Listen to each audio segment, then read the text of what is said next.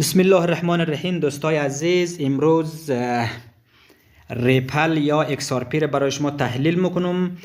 طوری که شما در جریان بودید، بیت کوین در این اواخر سقوط خیلی زیاد داشت و از محدوده 67000 تا به 62500 سقوط کرد و اما آلت کوین ها نیز کاهش زیاد داشت، کاهش زیاد و سقوط زیاد تجربه کرد و همچنان ریپل بیشترین ریزش داشت که تقریبا از 1.16 تا به 0.98 سقوط کرد.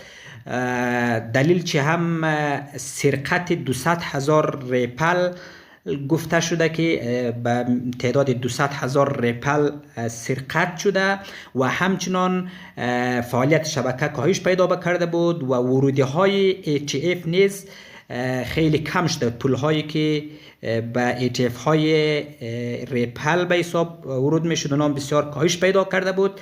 پس نکته مثبت میتونه ای باشه که تازه فعالیت شبکه ریپل خیلی زیاد شده و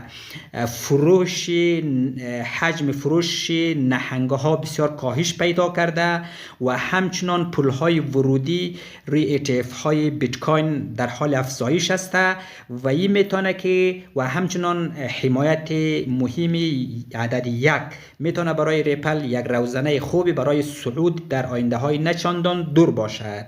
پس دوستای عزیز، ریپل در کوتاه مدت نزولی است و اما در طولانی مدت پتانسیل رشد خیلی بالا را داره. بنابراین یک پله برای خرید لانگ در این محدوده مناسب است. فرصت را از دست ندهید.